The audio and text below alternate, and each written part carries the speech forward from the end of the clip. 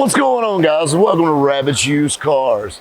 I tell you what, we're right here in Greenville, South Carolina, my hometown for once. We got the International Auto Show brought to you by Motor Trend. And of course, we're out here looking at all the new cars and all that stuff. It's amazing how Greenville has grown over the years. I mean, you got to think about all the neat stuff I've seen. I mean, I was born and raised in Greenville, and this town's growing nuts right now. I got a great story for you guys. Kind of reminds me of it, especially seeing this, because I remember when this convention center was half the size it is now. Now it's monstrous, and they have huge events here every year, like the Motor Trend Show. But, you know, dealing in collector cars, you get to meet some interesting people. I actually met somebody very interesting a few years back that I sold a car for. I had a guy come to me. I actually met him at this show about 5 years ago, and he said, "I heard you were the go-to guy to sell a collector car." And I said, "Yeah, I've been told that once or twice." He said, "I've got a 1940 Ford Street Rod that I'm wanting to sell." And I said, "Hey, give me some pictures of it. They look great." I said, "Tell you what, bring the car by, let me put some eyes on it." So he brought the car by my shop. You know, it's a really good looking car, and you can tell it hadn't been built very long at all. It was a very high dollar street rod build. And I told him the street rods were off a little bit, and you're not going to get as much money as you got in it back out of it. And he was aware of that. And then I started asking him, "Why are you wanting to sell the car? I mean, it looks like it ain't been built 6 months." He said, "It's only been built for 3, actually." And I said, "Well, why are you selling it? Just not a good fit or what?" He goes, "Well, I built the car for my father, and he passed away 2 weeks before the car was done." He said, "I'll be honest with you, the car just kind of, every time I see it, just puts me in a bad mood. I just want to sell it. If I can make one request, I want you to get that car as far away from here as you can." Well, I pick up the phone, I make a few phone calls. I actually end up exporting the car to Sweden. When you export a car, you got a ton of paperwork you got to fill out. And when you're filling out all this paperwork, I mean, you got a few hours to ship this car out. So we're getting this car ready for the boat. And he started telling me the story. You know, this guy was driving nice cars. I mean, this 44, this was a $60,000 street rod even 5 years ago. This was a great car.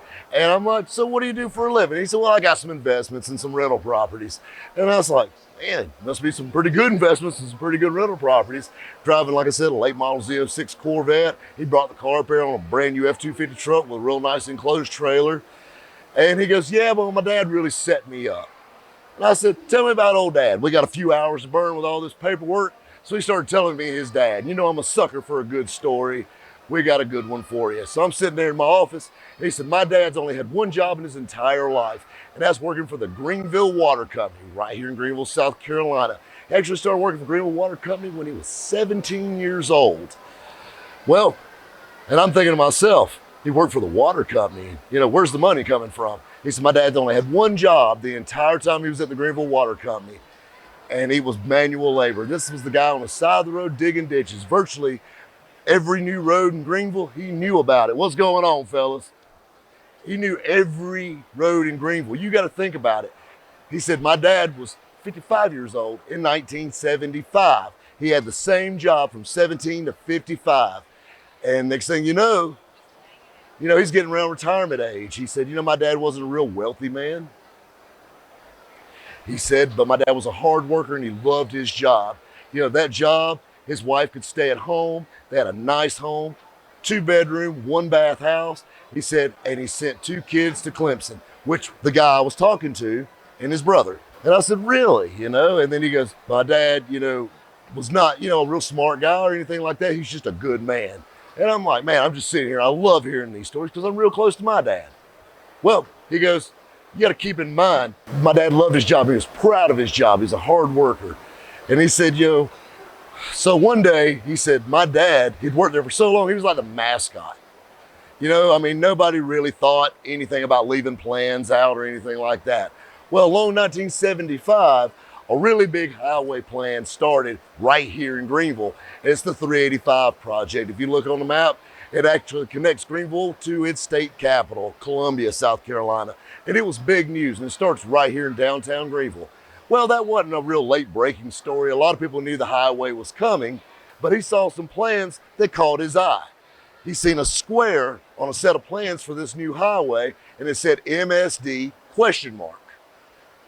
Didn't know what MSD was, but anyway. So one Saturday morning, him and his son went riding around, and you got to think about it. Just glancing at a set of plans, this guy has been on the side of the road and every road in Greenville laying all these water pipes. This is way before GPSs and MapQuest and whatnot. He was like a human GPS. If you needed to get somewhere in town, he knew how to get there. Well, he looked at those plans, just one quick glance, and he knew just about where they were. So one Saturday, they went out riding around. They went right down this little 2-lane road. Hung a left right onto a dirt driveway. They pulled down. There was 3 little rundown shacks at the end of this driveway. And the guy asked his dad, he said, "Dad, what are you doing?" He goes, just nothing, just checking something out. So he gets out of the truck. When he gets out of the truck, what's going on, guys? When he gets out of the truck, an older couple comes out. He goes, "Hey, my name is blah, blah, blah. I'm interested in buying your property." He said, "How much do you have, if you mind me asking?" They said, "Well, this is a family farm. We have 200 acres, but I don't think we're interested in selling."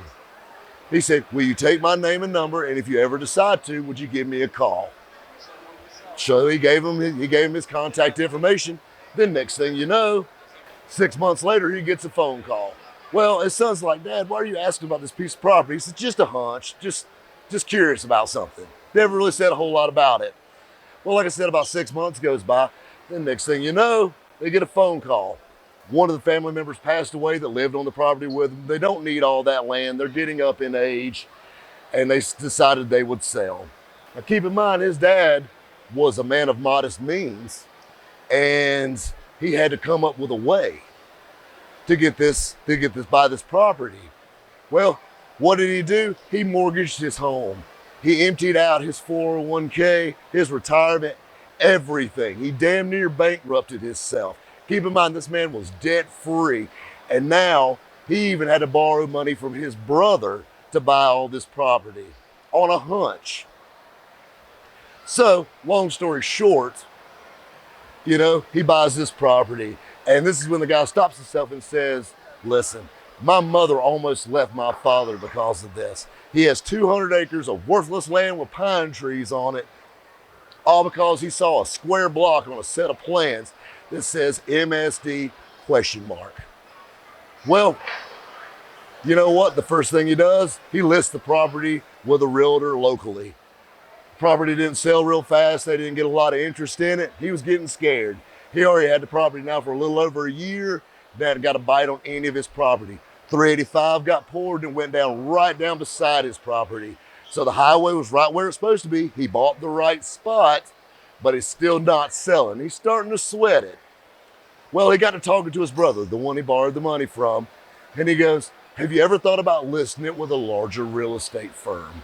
So they went in his old pickup truck down to Atlanta, and they listed this piece of property with a very large real estate firm down there. Well, about another 6 months goes by, and the guy telling me the story said, "I'll never forget this day for the rest of my life."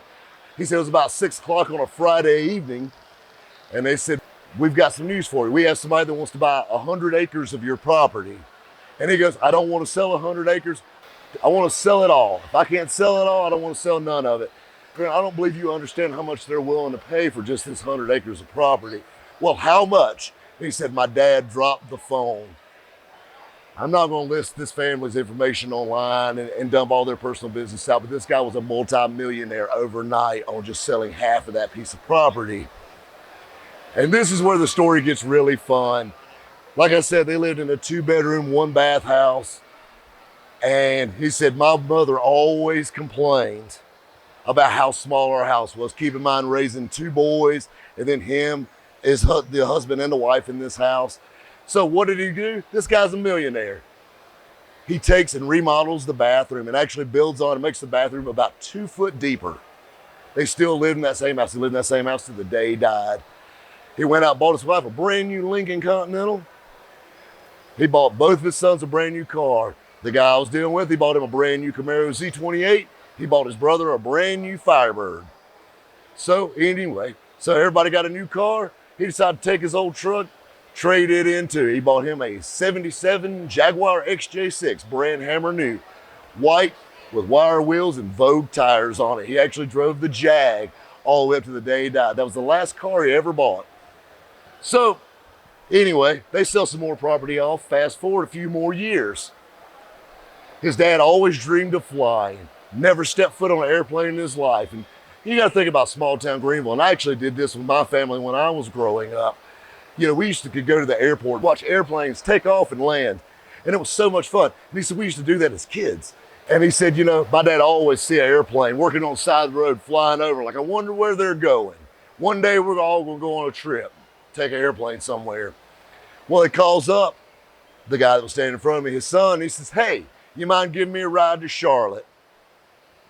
Sure, Dad, why not? So he gives him a ride to Charlotte. They pull up at a small airstrip outside of Charlotte, and there steps into a hangar, and there's a brand new 1980 King Air XC-90 plane. That was $1 million plane in 1980. The very first plane that man ever stepped foot on, he owned it. He eventually got his pilot's license, and they took family vacations. The brother still owns that plane to this day.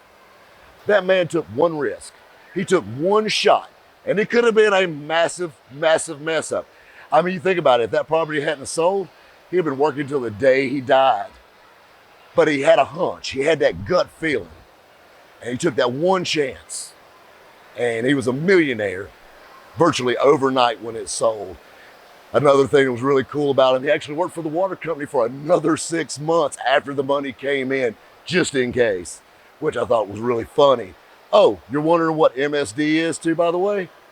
That's the Haywood Mall. It's the largest mall in the state of South Carolina, the only two-story mall in the state of South Carolina. And some very interesting things about the Haywood Mall. It was such a big deal. The grand opening of the Haywood Mall was the very first stop for Ronald Reagan when he was inaugurated president in 1980. And just think, all of that now, that mall was 5 minutes down the road, all of that now, all came from a guy that was digging ditches for the water company.